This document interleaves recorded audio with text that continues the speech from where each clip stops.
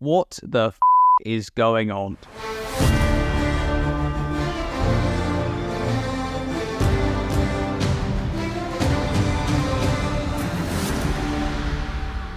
Alright, so this is basically going to be my immediate reactions to the Settlers of Kalguur full reveal and a bit of the patch notes as well. I've kind of skimmed through the patch notes. I've got most of it, I think, but I might miss out a few things. But this is basically going to be my raw first impressions to patch 3.25. And for a bit of context, I actually kind of had a bit of a disaster with the reveal. The literal seconds after the stream started, when Chris Wilson was saying his name, my internet just died and it was out for a good 2 or 3 hours. So I basically missed most of the reveal and I had to catch up on it. But fear not, we're here now, we're back. So here we go, my immediate impressions of the reveal. Beginning with the Settlers mechanic itself, which honestly just looks like a lot of fun. You know, back when Necropolis got revealed, I didn't really have that immediate impression of a fun mechanic. And for this one, it just looks really fun. It doesn't look particularly intrusive on your mapping progression or kind of standard gameplay loop. There's things going on in maps. There are things that happen in maps. There's like resources that spawn and you can interact with those resources. You kind of have to hire workers almost and have workers kind of, you know, work for you, build a settlement. You're actually building Kingsmarch, so congratulations to the people who predicted that one. So Kingsmarch is actually being built, which is a town, a settlement in Path of Exile 2. And as you kind of build up the settlement, you're going to gain access to different kind of upgrades and different boosts that you can apply to your character. Like, for example, you can do rune crafting gear, where you can apply special unique modifiers as enchantments to weapons. That looks really powerful. Recombinators are back.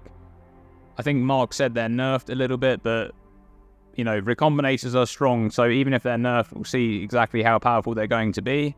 There's also a currency exchange system, so for people who are playing Trade League, that looks really fun. You'll be able to, you know, list your currency at a certain price, and then someone can come and buy it, you know, literally do buy orders, just buy the currency straight out, so that looks amazing. And there's also going to be gold in this league mechanic. You'll be able to loot gold, you know, throughout the game, presumably, beginning right on the beach. And gold is going to be used for most of the interactions with the mechanic itself, you know, for hiring workers and things like that. But it's also going to be used for respecking passive points, and Mark said this is a bit experimental to see exactly what's going on there, but it's a system that we know is going to be happening in PoE 2, so that's going to be interesting to see exactly how that works out. And as for the mechanic itself, as I said, it looks quite fun. There's real-time actions that go on, so you can kind of send NPCs to, you know, mine resources, and they take an allotted amount of time, and it's happening in real time. So, you know, you can go and cook yourself some dinner, or make yourself a tea, or even, you know, sleep overnight, and maybe when you come back, the job that you've sent those NPCs to do is finished, or perhaps those NPCs were killed, as Mark alluded to. You know, some of them might just get killed on the job, which is just typical Path of Exile fashion. So that looks really cool. Super excited to interact with the lead mechanic. It looks great. And now let's move on to some of the meat of the patch. And I have to start with the Gladiator rework, of course, because I've been banging on about Gladiator rework for leagues and leagues and leagues at this point, and we finally are getting it in this patch. So Gladiator is keeping the theme of blocking, bleeding, dual wielding. Those things are kind of staying on as core themes of the class. There's a node on there called War of Attrition, which gives you 1% more damage for each second that an enemy has been in your presence. And the wording on that one actually implies that even if you log out or if you die, you know, if you leave the area, leave the presence of the enemy, you'll keep the damage bonus. So that's quite nice, and it scales up to 100% more damage with hits and ailments after 100 seconds in presence of an enemy. So that's a... Then we have the block branch on Gladiator, which has been changed quite a lot. They've actually borrowed a modifier from Ruthless in that applies a 50% block, which overrides the block chance on your shield. So if you've got a shield that has a low block chance, then you can just have 50% block gain from the shield instead, which is very strong. And if you're dual wielding and you take that node, you gain double the bonuses from dual wielding. And the dual wield bonus has actually been buffed in 3.25.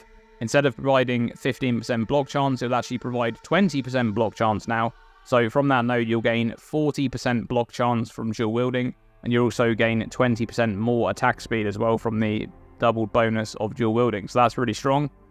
And the node after that is like a lucky block if you've blocked recently, which is, I would say, one of the weaker nodes on Gladiator. It is quite strong in a mapping setting, but obviously if you haven't blocked and if you have a, a mediocre block chance, then it's not going to be that useful. But if you spec into block quite a bit, that one's going to be really strong. I mean, things are going to be rarely ever hitting you in maps when you have lucky block and you have, say, 80% block chance or something like that. Very, very powerful. And in a way, Gladiator kind of kept the counter-attack theme, even though counter-attacks are gone in patch 3.25. They've been deleted. Actually, quite a few things have been deleted. We'll get into that in a moment. But counter-attacks are gone and they're being replaced with a new skill type called Retaliation Skills, and Gladiator has a node on there which interacts with Retaliation Skills. So these ones are more of an active version of counter-attacks. They require a particular condition to be met, and then once that condition is met, for example, such as blocking an attack or taking a savage hit, you'll then have a window of time where you can use the ability, and those look really, really fun.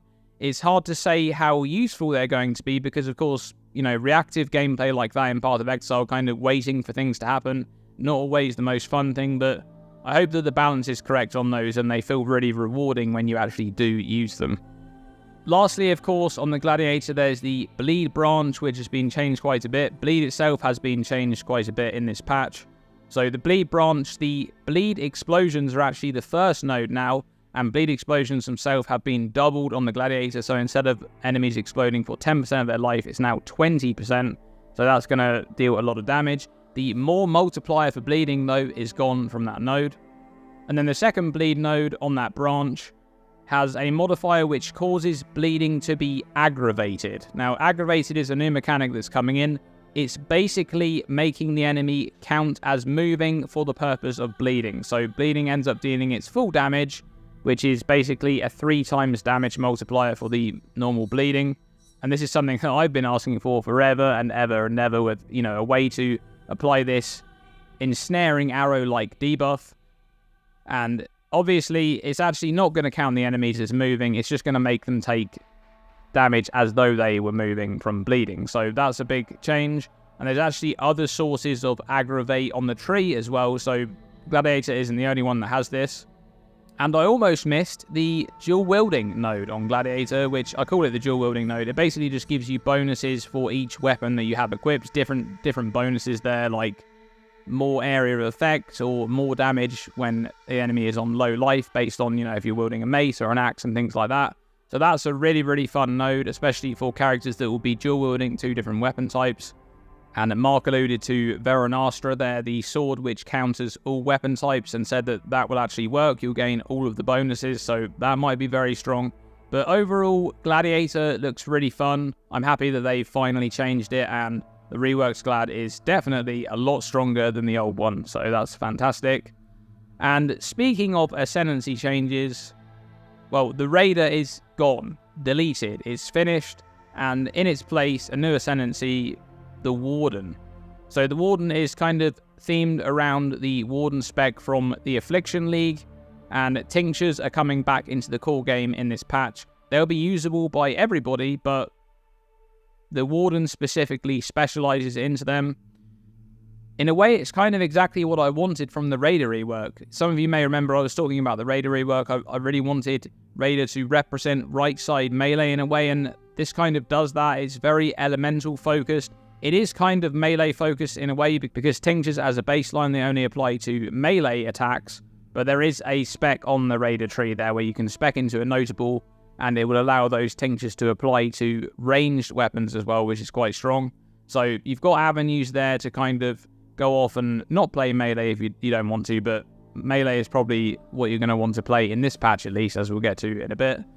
But the Warden looks really strong, actually. There's a node on there that allows you to apply Scorch instead of Ignite anytime you would have ignited, and it allows you to apply an additional Scorch. So a maximum effect, Scorch is minus 30% to all elemental resistances, so 2 Scorches minus 60% to elemental resistances. That is extremely powerful. It is fire damage, though, as a baseline. You might have to combine that with some other mechanics so that you can kind of inflict that ailment with other damage types. But there's also one there for freezing.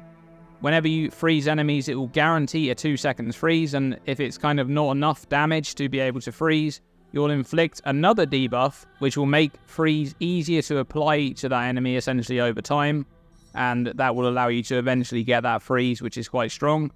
And there's another really interesting one there as well for mini shock. It's like it makes your shock have a maximum effect of 2%, but allows you to apply 50 shocks. So attacks which kind of do many small hits, that could be really powerful. That's going to be 100% increased damage taken on that mob. And lastly, on the Warden, Barkskin is back, and that branch looks quite strong actually, because Barkskin was already a really good reservation skill, and there's kind of a secondary notable after that which modifies Barkskin a little bit to help it interact with spell damage instead of just attacks. Next up, we kind of get into some of the other patch notes that are going on here. We have 60 new armor base items. So, we saw that new energy shield body armor base in one of the teasers and thought, maybe this is just body armors. Maybe it is even just energy shield bases. No, it is 60 new armor base items. That includes 18 helmets, 18 body armors, 12 gloves, 12 boots. And they're specifically found in the endgame. What that actually means, we don't know, but that is crazy. That's so much room for them to create new uniques in the future. And speaking of uniques, 15 new unique items are coming into the game in this patch. I believe we saw 2 of them, a new shield and a new belt. Both of them look quite interesting. The belt especially looks very interesting because the belt interacts with the ward, and it grants you 50% of your armor or evasion from your body armor as ward instead. And that could be a crazy amount of ward, especially because ward is actually being buffed in this patch. So ward will now recharge after 2 seconds instead of 4 seconds, which is kind of crazy. And I really, really like that they're kind of thinking about ward a little bit more and maybe allowing it to become used as a defensive mechanic a little bit more in other builds, rather than just being specifically solely used for ward loop builds. Next up, we have all of the crazy stuff to do with melee. So let's begin with melee totems being removed. They just decided to delete them entirely. This wasn't on my bingo card, I thought that they were going to change melee totems to kind of remove the buffs and, apply them elsewhere.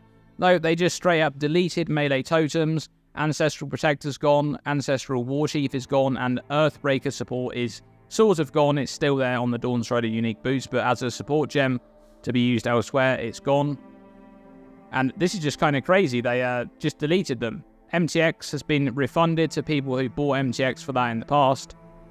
And as a result of that change, they are buffing melee attack skills in a really big way. Some of the skills are getting giant damage boosts, like 2.5 times the attack damage.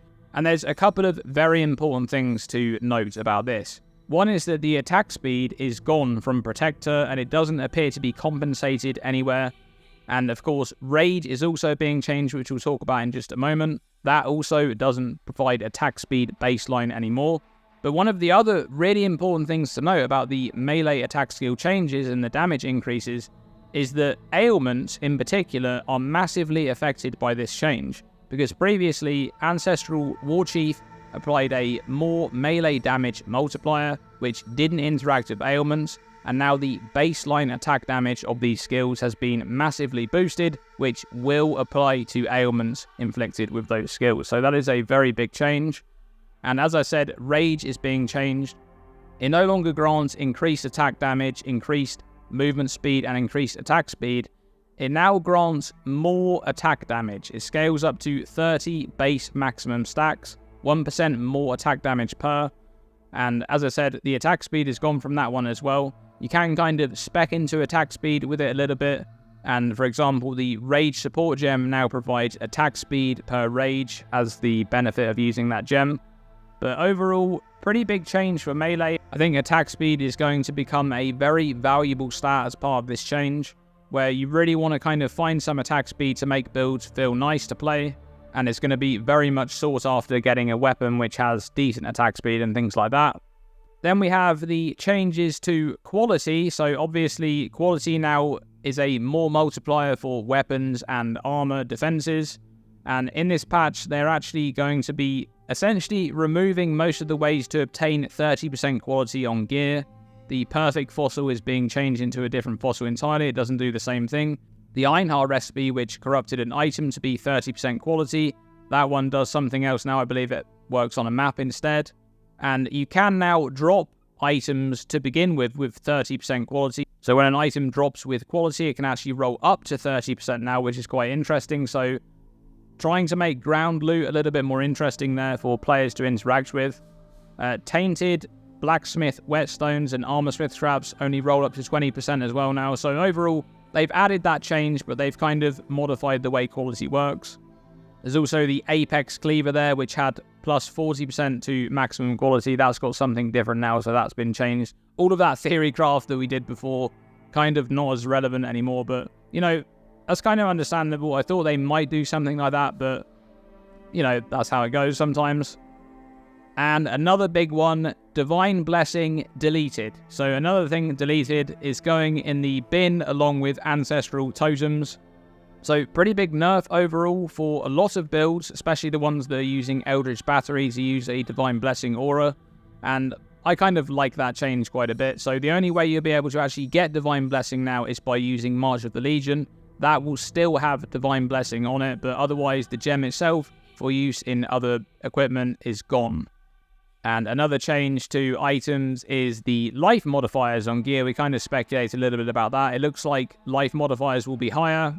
A body armor now rolls up to plus 189 life. And as far as I'm aware, I couldn't really see any other changes to, like, you know, life scaling on the tree and stuff. So life stacking builds are going absolutely crazy this patch. Kaom's Heart is now 1,000 life. So there you go. That's the legacy. Kaom's Heart is back. And it's back in a big way, 1,000 life. I'm not sure how much the item will be used even with 1,000 life, because losing that many sockets is quite a big deal, and, you know, not having access to Eldritch Implicits and things like that. But it will for sure be used more than it is right now, which is the goal of that change, so it's a good change. Meanwhile, in the case of other kind of unique item changes there, the Adorned is being nerfed massively. Really big nerfs to the Adorned. It now rolls between 0 and 100% increased effect of magic jewels. That is a giant change. I mean, imagine getting the item, it's corrupted, and you roll a 0%. That is going to feel so bad. It's going to be some posts on Reddit for that one. That's going to be a real feels bad moment, rolling a 0%. But the item did need nerf, to be fair. It was kind of the end game for every single build in the game, pretty much. So I like that change quite a bit. Defiance of Destiny was also nerfed in a big way. That one's going to be a lot worse than it used to be, but I think it will still be a good item. Back to Basics is gone from the Atlas passive tree. Not surprising with that one. That was a bit of a ridiculous keystone. And we got the teaser, obviously, that Affliction is going to be appearing rarely in Tier 16 and Tier 17 maps, but there's more than just that. The Nameless Seer will randomly appear in those maps as well, as will the Reflective Mist from Kalandra. So that kind of mist that offers you, you know, a jewelry item with kind of increased magnitude mods and negative mods and things like that. You'll actually be able to pick an item out of that sometimes, and very rarely it will actually appear as the Kalandra version of that Reflective Mist, where you're actually able to put your own item in there and, you know, modify it, which is kind of crazy because those items that came from Kalandra were really busted. So that surprised me that that's coming back. There's also Sentinels going to be appearing randomly in Tier 16, Tier 17 maps as well. The King in the Mist is also returning as a boss encounter. It will be a fragment that you can place in your map device and just go and fight him. But he doesn't drop that which was taken, but he does drop a new jewel which has a new name, which I've completely forgotten at this moment. It has the same art as that which was taken, I believe, but it's actually the Perandus Pact. So it's the Perandus Pact with a different name. It dropped from the King in the Mist. People will be happy with that because the Perandus Pact was a really nice jewel. I think it's a jewel that had better balance than that which was taken, because you kind of have to, you know, spec your tree about to make it work and things like that, and I quite like that jewel, so good addition to the game there. Tier 17s have been changed a little bit. They made the content easier, the monsters in there have less life, they have less damage, but overall, not a huge addressing of the Tier 17 problems, I would say. The modifiers on the maps appear to be the same. You can now corrupt the maps. You can now add quality to the maps.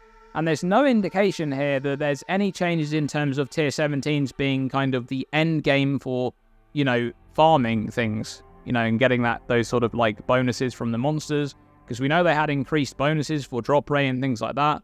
So not really any addressing of that. That's going to be interesting to see exactly how that plays out. Obviously, back to basics is gone, which was one of the big problem points for that.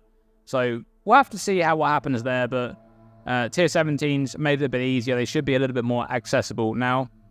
In other news, Affliction Spectres are back as ritual exclusive rewards. That is really fun. So they come as corpses, I assume, as they did from the corpse vendor. And I think they've been rebalanced a little bit for their addition to the core game. So we'll have to see exactly what that means. But those Affliction Spectres were absolutely awesome to interact with. They made a lot of builds as well. So I'm really happy to see those coming back into the game. And DD has been nerfed massively. Huge nerf for DD. How Desecrate works now and how Corpse Walk works with the Corpse Walker boots is that anytime they kind of spawn a Spectre corpse, those corpses can only be interacted with now with a few very specific things like minion abilities, offerings, and things like that. They cannot be exploded anymore with DD. So that is a huge, massive nerf to DD. And I think it was a warranted nerf because DD was a bit out of control and has been for a long time. Meanwhile, Magic Find was on the cards for nerfs. I mean, I think a lot of people didn't really expect GGG to address Magic Find at all because they've always kind of said in interviews and things that they like Magic Find. But Magic Find is being changed quite a bit in this patch. Increased item quantity on a lot of items is gone. I think actually all items is just completely gone. And rarity is gone from a lot of items as well. For example, you can't roll it on jewels anymore. So that's a big change. That's going to impact Trade League especially quite a bit, I think. And as we kind of go through all of these changes, Ward is another big one. So I thought they would kind of interact with Ward a little bit with the Expedition crew coming along for this new patch. And Ward is being changed now so that it restores after 2 seconds instead of 4, which is a giant buff to Ward.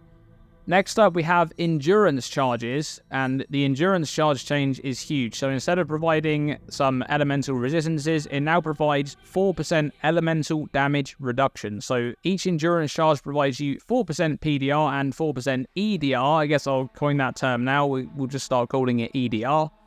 And that's just going to be crazy. You know, Endurance Charge stacking gains a lot of power from this change.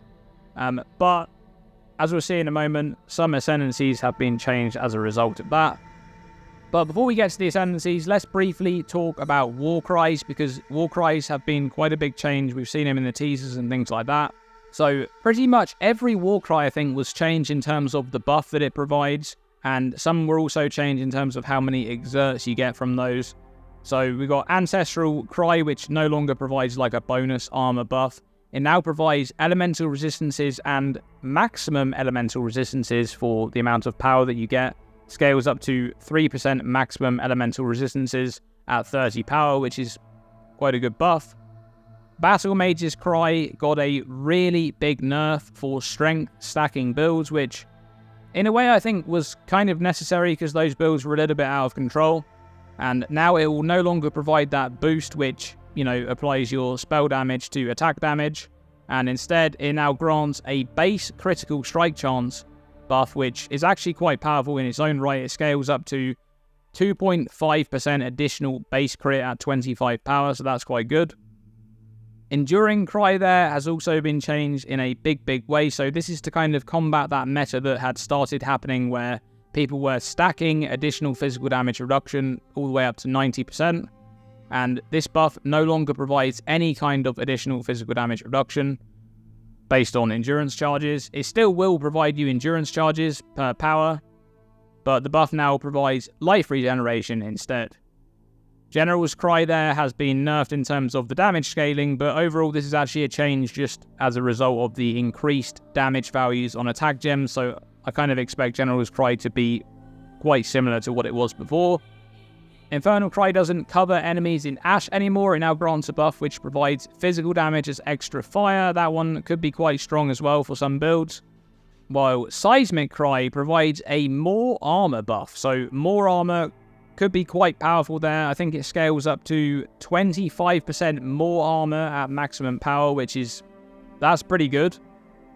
And that one also has a huge area of effect multiplier for the exerted attacks. I believe it's now a more area of effect multiplier. So previously it was like a 30% increased area effect, and then it kind of increased area effect per previously exerted attack. And now I believe it's just a more area effect, which is 50% all the time. So that's quite good. And lastly, we'll talk about Call to Arms support, because that's a really big change. It's been renamed to Auto Exertion, and this gem, I don't think it's going to be used very much. So how this gem works now is you can link it to Warcries, and it will reserve 15% of your mana per linked Warcry, and it will basically cause those Warcries to repeatedly trigger, and there's no kind of overlapping cooldown problem anymore. It will just cause them all to trigger off cooldown. But there's a little bit of a problem here, because it doesn't give you the buffs of any of those Warcries. It only provides the exertions. And the 15% mana reservation, I think, is going to be quite brutal. If you're using a build you wanted to support 3 Warcries in there, that's 45% mana reservation. I'm not sure how much that one's going to be used. I think most people are going to opt to use the Warcries themselves. But they have kind of changed Warcries a little bit to provide some extra exerts there. So I think there's still a little bit less pressure in terms of Warcry piano. And as we'll see in one of the Ascendancy changes, there's even less of that. So let's move on to the Ascendancy changes, beginning with Berserker. So Berserker is basically getting some changes to modify the Ascendancy as a result of those base Rage changes in the game. So Rage will basically now provide attack speed on Crave the Slaughter as well, so you're able to scale a little bit of attack speed there from Rage that you previously would have had. And Rite of Ruin will still increase kind of the Rage effect, but it doesn't triple the benefit anymore. It provides 50% increased Rage effect, so, at a baseline of 30 maximum Rage, you'll be gaining an extra 15% more attack damage scaling with that.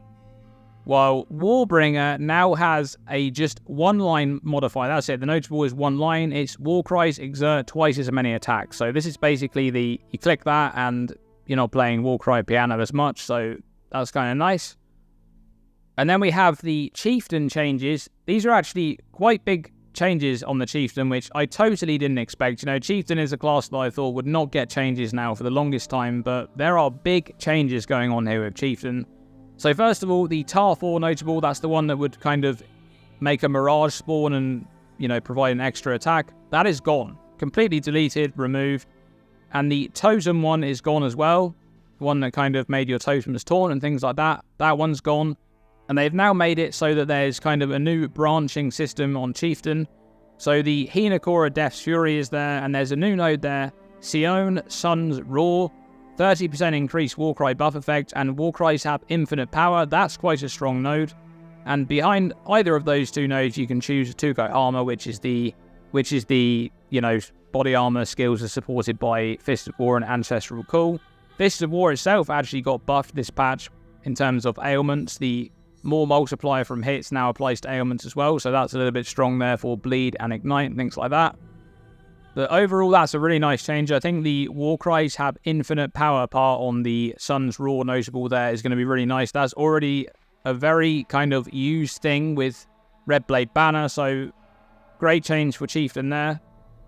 And I think overall the Ascendancy got quite a big buff there when it comes to kind of the whole melee setup that it can go for now, because if you don't want to do any Warcries and things like that, you can actually path to Tuco Armour through the Explosion node, through Hinekora, and that's kind of a node you just want on every build because it's so nice. Next up, we have Juggernaut changes, and, well, Juggernaut got changed in a big way as well, and overall, it's kind of a little bit of a buff, a little bit of a nerf, and let's see exactly what's going on here. So, Unbreakable, first of all, was the biggest change, I would say, on this Ascendancy. So Unbreakable used to provide 8% of armor applied to elemental damage taken from hits. It now instead provides 15% of armor also applies to chaos damage taken from hits. So that is a really big change, and one of the things that is really big about this is actually that the Armor and Energy Shield Mastery no longer provides 10% of armor applying to chaos damage taken from hits. Which means that even though this is a general nerf to Juggernaut, this change here, there is kind of potential there now that you can use this with, you know, Divine Flesh and Incandescent Heart and kind of go all in on Chaos Resistance. That's definitely a potential setup you can go for there as well. But kind of on the other side of the coin, Juggernaut got the change, of course, with Endurance Charges, because Endurance Charges now provide elemental damage reduction, and Juggernaut still, of course, has another maximum charge, but Unrelenting has been changed to, instead of provide reduced elemental damage taken at maximum charges and Chaos Resistance, it now provides 1% additional elemental damage reduction per Endurance Charge, on top of the 1% additional physical damage reduction per Endurance Charge. So, you know, a Juggernaut with that node with 10 Endurance Charges, they'll just have 50% additional physical damage reduction and 50% additional elemental damage reduction, which is really, really powerful. Champion, of course, used to have the kind of benefits that you would gain there, like stun immunity and, you know, increased armor and evasion and attack speed and things like that while you're fortified. And then behind that, you'd have the permanent fortification node at 20 fortify. Well, those two nodes have been swapped around. The Fortitude node now provides 15 fortification instead of 20, while the node behind it does nothing to do with providing you with additional stats when you're fortified, and instead applies fortification to nearby allies. So, very weird change for Champion overall. It kind of feels like they're pushing Champion to be a more support-based character. So, that is a weird change, but overall, definitely a nerf to Champion builds. There's also Deadeye changes. So Deadeye had this weird node that nobody ever really used, which was the Rupturing node for bleeding, and that's been replaced with a Frenzy charge node. So you now gain maximum Frenzy charge on Deadeye, and you gain a Frenzy charge each second while moving, so pretty good Frenzy charge generation there as well, because you're always moving around on a Deadeye. And you get 5% more accuracy rating per Frenzy charge, so there's a lot of potential there for stacking accuracy and kind of going for an accuracy stacker setup. But overall, I think what they wanted to do there is kind of re-add that maximum Frenzy charge idea from Raider onto another class so that it's still there and still can be interacted with, and that can potentially open up some new builds there for Deadeye. There was also loads of new passive skill tree changes. I'm not going to go over all of them in this video because this video is already kind of getting really long here, but there's basically loads of new wheels to support retaliation skills. There's loads of new wheels for the rage changes. Lots of new wheels for banners. We didn't talk about banners. They don't reserve mana anymore. They don't reserve anything. You just couldn't use them, and then you don't gain any buffs for having them on your back, but when you actually apply them and, you know, throw them on the ground, the buffs that they provide are a little bit stronger there, so interesting, more active playstyle. I kind of like that. And one of the really big changes to the passive skill tree is actually they're adding a bunch of more extra maximum resistance scaling. So there's a lot more maximum resistance scaling coming in on the left side of the tree there. You can now also roll maximum resistance on duels. So some crazy changes going on there. I think what they're trying to do here with the maximum resistance changes and also the additional elemental damage reduction on endurance charges is that they're kind of trying to counteract the right side spell suppression power that right side has enjoyed for a long time and make it so that left side has some kind of options which are not focused on spell suppression. But, you know, combining those two stats together now, you know, getting spell suppression and all of this elemental damage reduction and all of this maximum resistance, there's going to be some very tanky characters indeed. And we're kind of getting to the end of the notes that I've taken here now. Obviously, as I said, I might have missed some things, but one of the big things that's happening in this patch is damage taken as is being nerfed. I predicted this one, so this is not really surprising to me because it's been so strong for so long and it really did need to happen. So this will be in the form of modifiers which provided that kind of being removed from the game. You are still going to be able to get damage taken as in pretty big sums. Lightning Coil, for example, still exists. It wasn't nerfed. But there's going to be a more limited access to the stat overall. Taste of Hate, for example, doesn't grant physical damage taken as anymore. And the Armour and Energy Shield Mastery for physical damage taken as chaos damage, that one's gone too. A lot of the modifiers on helmets are gone as well. So, kind of an expected change. I think it was a long time coming with damage taken as being as strong as it has been. But overall, damage taken as and investing into it will still be powerful. You just need to kind of mix and match a little bit with other mechanics as well. And in that kind of same area there, Monster Overwhelm has been nerfed I mean, that's another prediction that I had on my list, and that is another thing that is getting changed. I'm so happy with this one because Monster Overwhelm is really, really irritating how powerful it was and kind of the numbers that they had there. So the normal rare monster modifier for 30% Overwhelm is being changed into applying a crushed debuff on you, which is minus 15% physical damage reduction. So that's quite a big change. A lot of the other modifiers in league mechanics are being changed as well. The only ones which are kind of remaining are the one in Ultimatum and the one in Expedition, both of which are opt-in. So you kind of need to, opt into those things to be affected by them. So I think that's fine. These random monsters appearing out of nowhere and just one-shotting you with crazy amounts of Overwhelm, that's kind of going away in this patch, which is a very, very positive change. And one of the last things I've got on my list here to talk about is Perfect Agony, which is being changed in this patch, and it's basically just being buffed to the moon. So it now provides damage over time multiplier equal to critical strike multiplier, and it makes it so that critical strikes don't do any extra damage, and non-critical strikes cannot inflict ailments. So if you go all in on crit and you have, 100% crit chance, the other things don't really affect you. You don't really care about dealing no extra damage because you're focused on ailments. And you can just scale crit multi to gain a bunch of damage over time multi for those ailments, which is really strong. There's actually a wheel on the tree which interacts with bleed crit, so we might actually see some bleed crit builds this league, which is an archetype which basically hasn't been explored at all, aside from the attempt with, rupturing on the previous Deadeye, which didn't really get much of any love at all. Most people just completely ignored that node. But yeah, Perfect Agony looks really, really strong.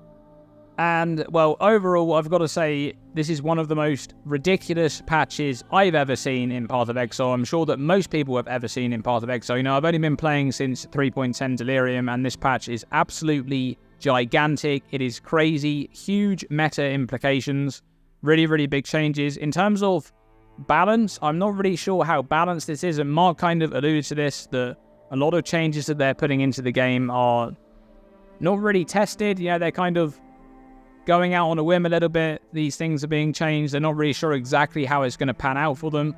But I think overall, there's a lot of positive changes in the patch notes as well. And I've got to say that I don't really mind if the game is a little bit imbalanced for a league or two, as long as it's fun. And to me, this patch looks really fun. There's just so much stuff to do, so many things to think about, new things to try out.